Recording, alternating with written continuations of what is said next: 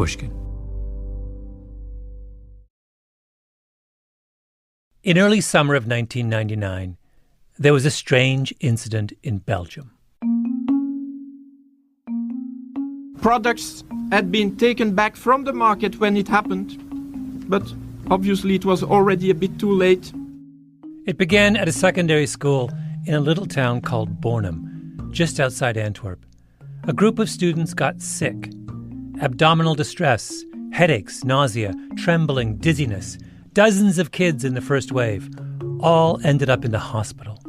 And the only commonality was that they had been eating together, but each had eaten their own sandwiches, so there was no possibility of a foodborne problem. That's Benoit Nemery. He's a medical toxicologist at the University of Leuven. He was part of the group that investigated the outbreak among the students. The only thing that they had in common is that they had drunk Coca-Cola from bottles, from a crate, and allegedly there was a strange odor in the Coke. And then the school teachers went in the different classrooms asking, is anybody feeling unwell? And drank Coca-Cola, which of course made sense at the time. But that led a few more children to report sick, to be taken to hospital. The story went national. The evening news was a montage of ambulances and worried parents. The next day, 4 more schools reported outbreaks. I mean, it was really a state of panic. Every single Coca-Cola product in Belgium was pulled from the shelves and destroyed. 30 million cans and bottles, the largest recall in Coca-Cola history. The company was in crisis. The stock price plummeted. I was transfixed by the Belgian Coke crisis. Not because I had any special interest in Coca-Cola or Belgium, but because the whole affair reminded me of another panic, something I'd lived through years before that left me baffled and frustrated. My name is Malcolm Gladwell. You're listening to Revisionist History, my podcast about things forgotten and misunderstood. The next 2 episodes are about a panic that swept the United States a quarter century ago, an outbreak of insanity. I was in the middle of it, covered it as a young reporter for the Washington Post, but it took the Belgian Coke crisis a few years later for me to understand why it happened. Because you know what poisoned all those Belgians? Nothing. The best explanation Coca-Cola could come up with was that some of the carbon dioxide at their local bottling plant had been contaminated with sulfur compounds. Enough to cause a slight odor, but trace amounts, orders of magnitude below what is necessary to cause illness. No major toxins detected, nothing that would suggest true poisoning. And so epidemiologically it made no sense that there was poisoning by a single same agent. After looking into it, Nemery and his colleagues concluded that the crisis was an example of what's known as a mass sociogenic illness, what used to be called mass hysteria. People had real symptoms. They were nauseated and vomiting and dizzy, and the initial batch of Coke served at the school in Bornem was a bit off.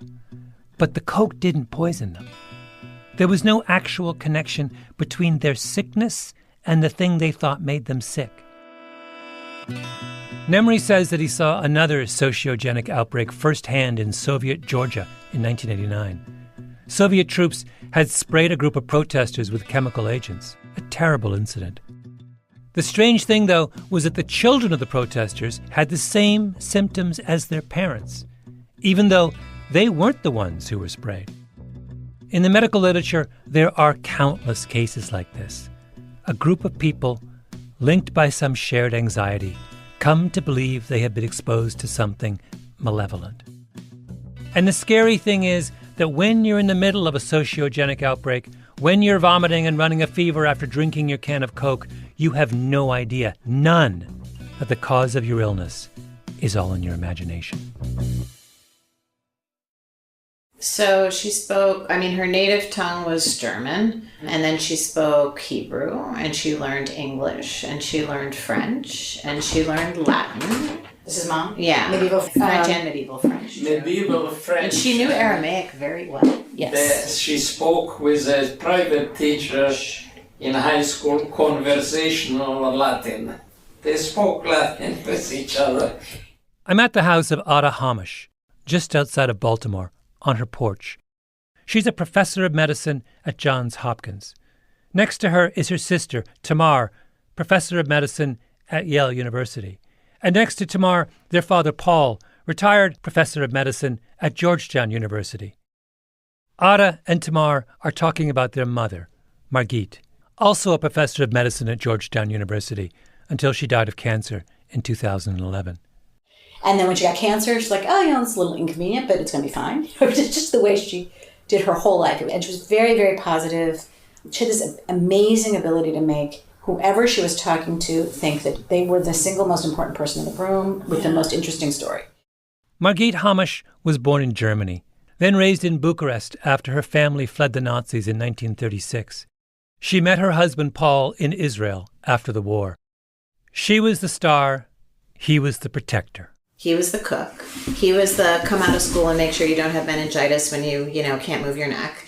He came to the plays, he came to the games, he cheered us on. He took a backseat to her. He always did. For 60 years, they were a team. They would have breakfast in bed together. They would drive to work together. They would work in the same office. They would drive home together. They would make dinner together. They would go and do whatever they were doing for the evening together, and they would go in the same bed. And my mother would say, I just don't see enough of your father. All the time. I just don't see enough of you. Yeah. Which is 24/7. Yeah. And that's what she would say. She's like, I don't know where he is. I'm like, I think he went to the bathroom, Mom. No, they were crazy. Even when they were in their 60s, they always read the paper on a Sunday morning, and we had a big window in front of the house. And the opera. Yeah. And so they would read the paper, and they would chase each other around, like kids in love. I'm like, okay, guys, you're 65. We've had enough. All right, come on, all right. Yeah, it was bizarre. It was very bizarre. Margit Hamosh discovered an enzyme critical for newborn digestion, became an expert on human milk and nutrition, lectured all over the world, ran a major laboratory at Georgetown, funded by millions in research grants from the National Institutes of Health. An intellectual, elegant and cultured.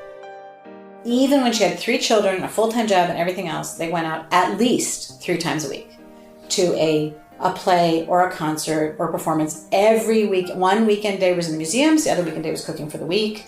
On Saturday afternoon, the opera was on, and if you made a sound, you were dead. Mm-hmm. So you took a nap from 2 to 5. Yeah, live from Lincoln Center.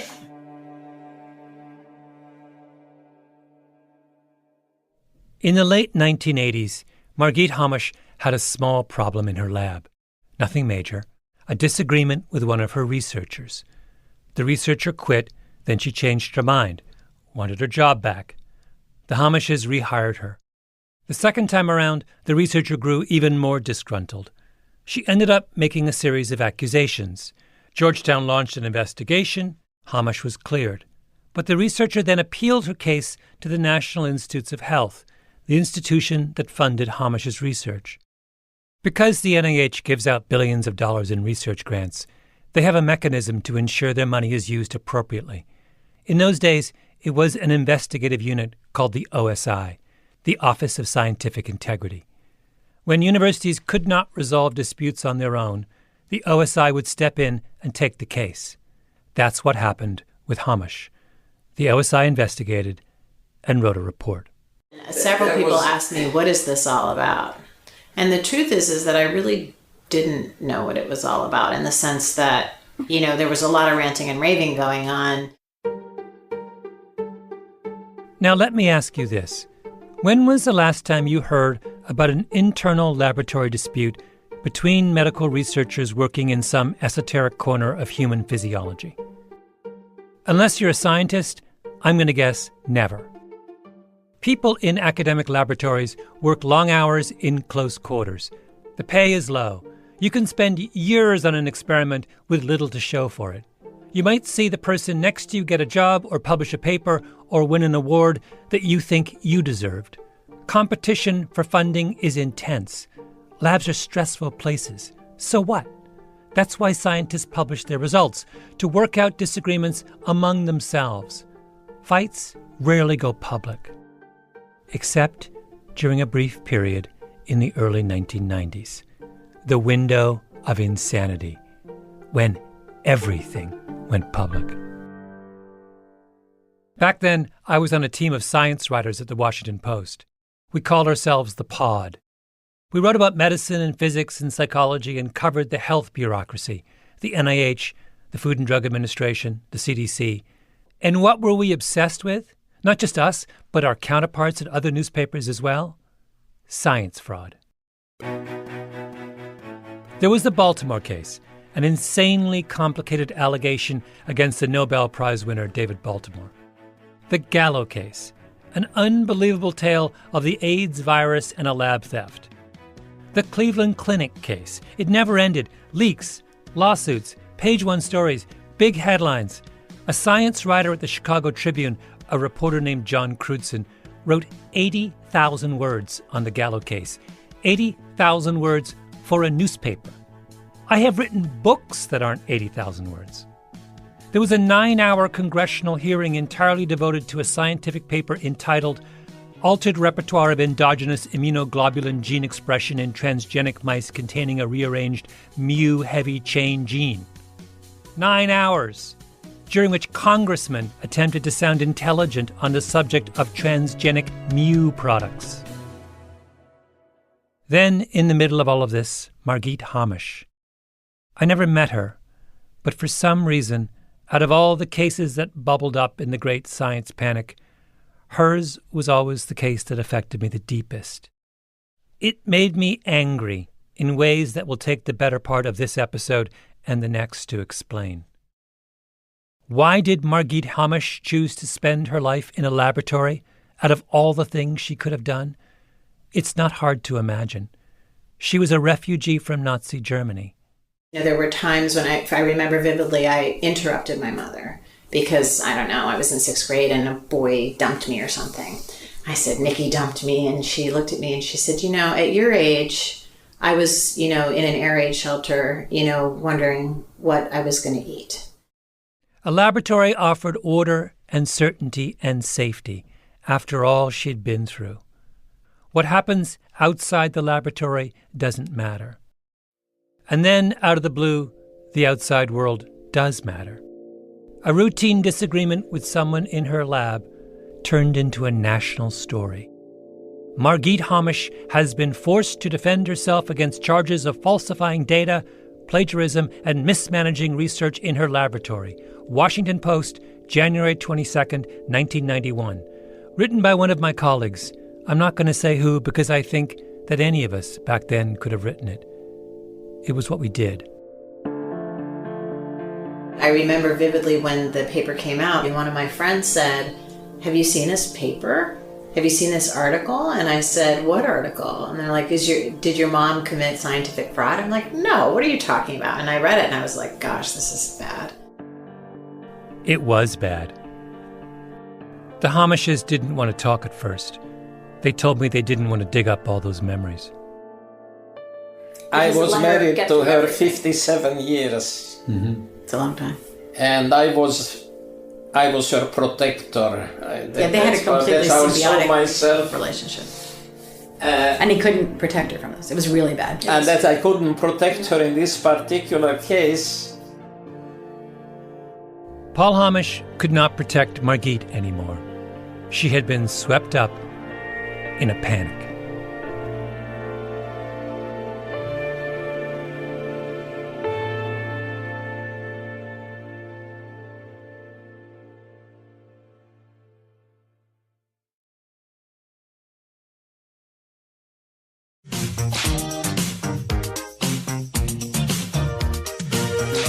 Would you knowingly allow yourself to be treated by a doctor with AIDS?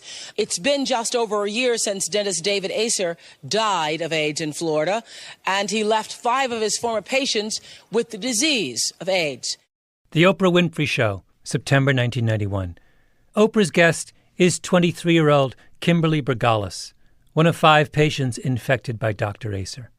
Has there been any clarification, Kimberly, on how you contracted the disease? Was there a cut, or was the doctor cut, or was it transmitted through the instrument, or what is it? Have you been clarified on that as yet?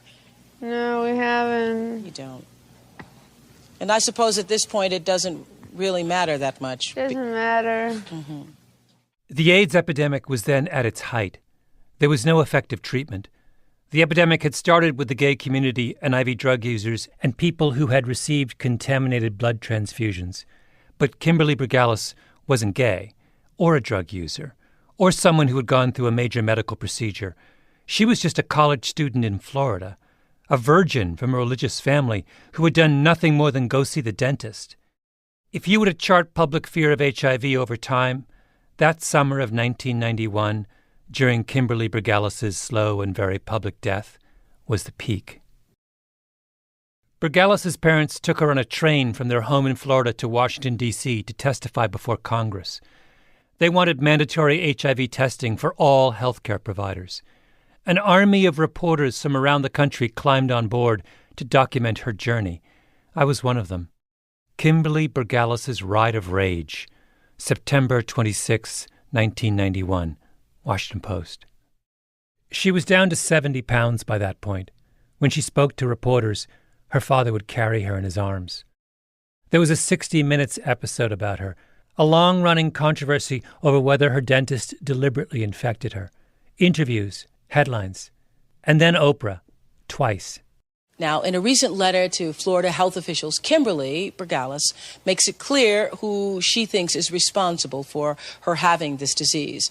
In an excerpt, Kimberly states, "Who do I blame? Do I blame myself? I sure don't.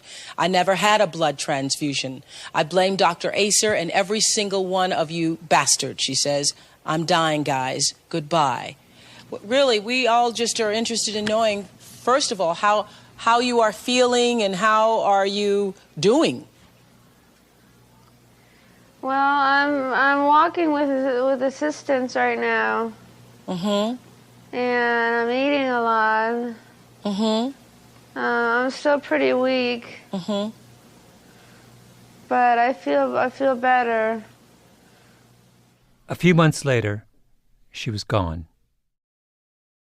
The great anxiety of the early AIDS epidemic was that science and the medical establishment had failed us.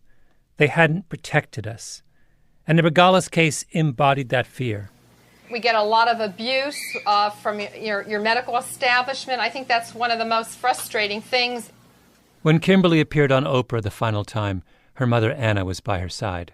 You know, my daughter dying, they realize that she is dying. They realize that she is dying because of the medical establishment, the civil liberties, the gay activist groups, and they're not doing anything. You know, I'm not emotional. I'm not hysterical. I am enraged. 10 years into the AIDS epidemic, people had found their culprit, the medical establishment. Now, of course, just a few years later, the same medical establishment that everyone was blaming in 1991 would figure out how to treat HIV. And the thing that was so scary, infection by a healthcare provider, would turn out to be a one-off, incredibly rare. But no one knew that in the summer of 1991. All we had was fear and anger.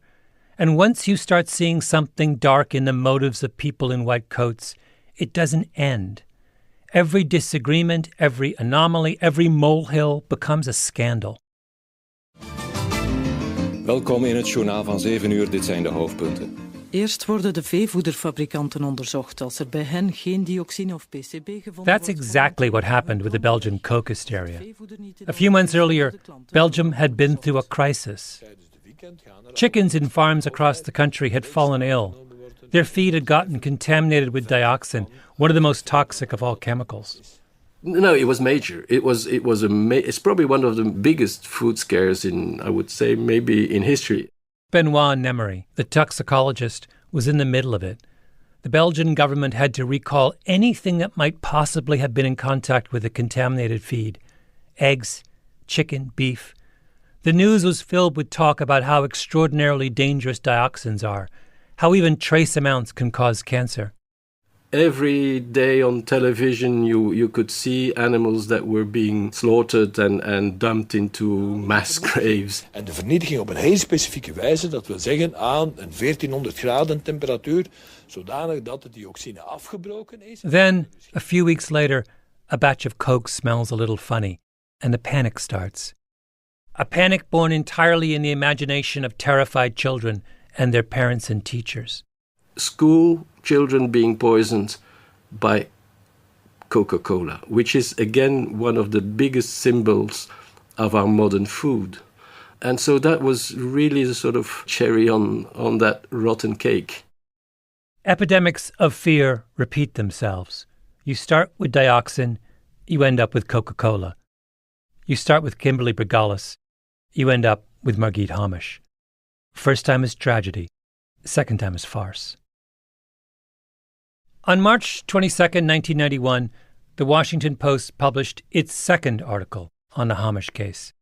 It began the way all the science fraud stories of that era began, with a call to authority.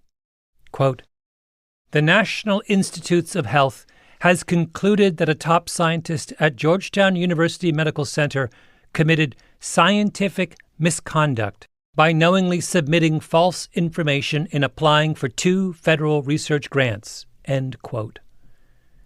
This is now 2 months after the first big piece on the Hamosh case in the Washington Post. The Office of Scientific Integrity has finished its investigation and found her guilty. Maybe because this was a story written by someone else, and maybe because I could see it with fresh eyes, but I remember reading the piece and reading it again and wondering, what is this? Something's wrong. This was the point I became a skeptic. First thing, so it sounds like there was some kind of formal hearing which ruled against Margit Hamosh, right? Actually, no. Here's the way things worked at the Office of Scientific Integrity. They would interview both parties to a disagreement, write up their findings, and then just leak them to the press. Someone in the office would slip his or her favorite reporter a package of documents, stamped something like confidential, or for internal use only, or simply draft, put inside plain brown envelopes. I got them, we all got them. Now, if you scroll down to the second to last paragraph in the Washington Post piece, you'll come to this. Hamosh, who is chief of the Division of Developmental Biology and Nutrition in Georgetown's Pediatrics Department, will have an opportunity to review the report and submit a written rebuttal. End quote. Will have an opportunity. She hadn't seen it. And also, submit a written rebuttal. The OSI had concluded Margit Hamosh was a fraud without showing her the evidence or letting her respond. I remember once, not long before this, doing another story on a science fraud case. I called the attorney for the accused, and he said, well, I can't comment because I have no idea what my client is accused of. I took my leaked OSI report out of its plain brown wrapper, photocopied it, and sent it over to him. No part of that transaction had seemed weird to me at the time. Now, the most important question of all. What was it that Margit Hamosh did? What was her alleged fraud? I have been going on and on about this case for a good half hour now, and I haven't told you. You know why? Because we didn't know. You won't find a good explanation in the Washington Post story of March 22nd, 1991. Just vague mentions of an experiment involving rabbits. Well, let me tell you the final accusation against Margit Hamosh. At the end of a 20,000-word NIH grant application, in a section that was completely peripheral to the subject of her grant request, Margit Hamosh wrote the following sentence. Last but not least, we are presently using the newborn rabbit as an animal model for total parenteral nutrition. After scrutinizing every word of her grant application, the OSI said that's wrong. Because at the time Margit Hamosh wrote the grant, she didn't actually have the animal model up and running. She wasn't presently using newborn rabbits. Their understanding of the word presently was it stands as a synonym for currently. Hamosh's defense was she had designed the rabbit experiments, she had received the money to conduct those experiments, she had obtained the special surgical equipment to run the rabbit experiments, and she had begun collecting the necessary preliminary data on the rabbits prior to the experiment. She was going to do the rabbit experiments presently. She was using presently as a synonym for shortly, which is the way that it is often used in British English. The doctor will be with you presently. That's it. Her crime was not writing the more conventional, we will shortly be using the newborn rabbit as an animal model. Or maybe shifting the word presently to the end of the sentence, which is the one place where in American English we will accept the British definition of presently. We will be using the newborn rabbit as an animal model for total parenteral nutrition presently. But I don't know. She was born in Germany. She was educated in Israel. English is her 7th language. Okay, now you might say, this is ridiculous. Still, ridiculous cases sometimes happen. So what? But after Hamosh, it dawned on me that they were all like this. All the science fraud cases that we had become obsessed with. Like the case of Mika Popovic, a virologist at the NIH, the scientist who figured out how to grow the AIDS virus in the laboratory, without which nothing, no subsequent research on HIV would have been possible. Here he is as a bit character in a film adaptation of And the Band Played On. Popovic here, yes. Yes, who's calling? At a time when people knew nothing about HIV except that it was the most murderous virus anyone had ever seen, Popovic slaved away in the laboratory hours on end, working with samples of HIV-infected blood with his hands. Anything? How can I isolate this virus if I just can't keep the cells alive? Popovic was also accused of fraud. Why? Because in a chart in the paper where he first described growing the AIDS virus, Popovic 8 times used the initials ND in the place of a number. The chart's legend said ND meant not done. The OSI said, wait, you did do those experiments. That's fraud. Except Popovic's English is bad. Somebody helped him write the paper, and that person put in the footnote about ND meaning not done. What Popovic actually meant by ND was not determinable, meaning the results were inconclusive. So why did Popovic miss the error in the not done footnote? Maybe because the article in question was published in 1984, when AIDS was in its first terrifying stages. And maybe he was in just a little bit of a hurry to publish the most important advance to that point against the epidemic. The battle over ND went on for years. The OSI conducted more than 7,000 hours of interviews and deliberations.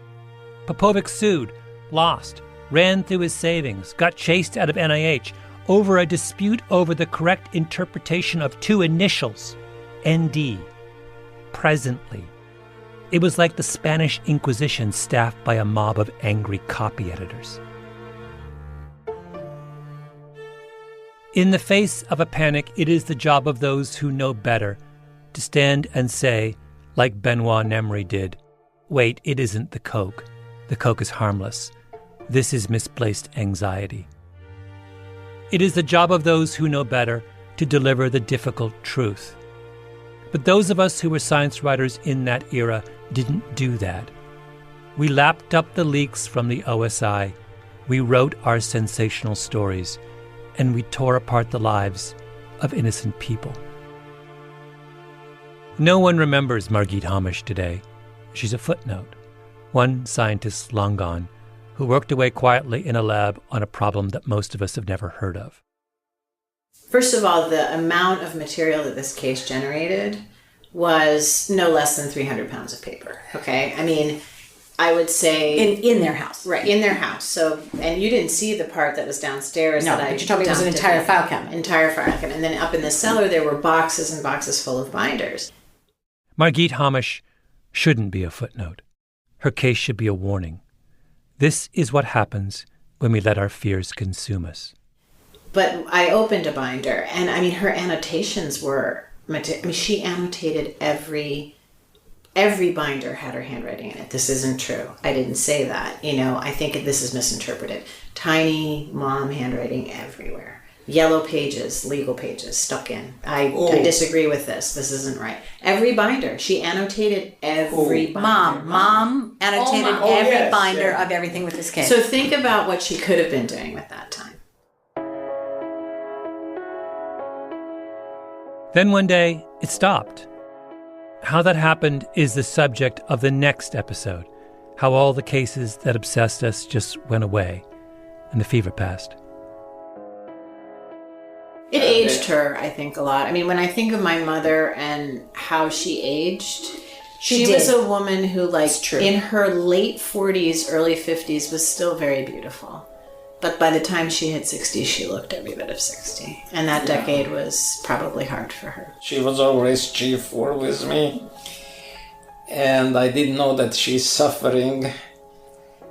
And to what extent she's suffering for this whole thing. Well, I don't think I talked to Mom a lot about it. And what she said was, I pretend it's not happening unless I have to speak with a lawyer.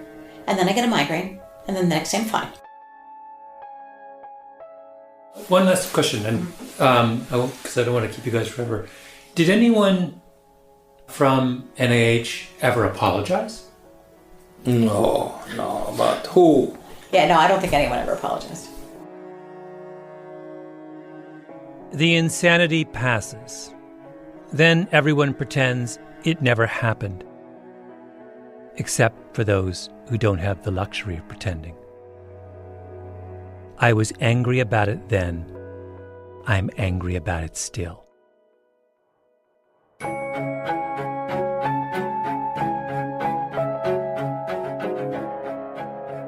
Revisionist History is a Panoply production. The lead producer is Mia Lobel with Jacob Smith and Camille Baptista. Our editor is Julia Barton. Flawn Williams is our engineer. Fact-checking by Beth Johnson. Original music by Luis Guerra. Special thanks to Andy Bowers and Jacob Weisberg. I'm Malcolm Gladwell.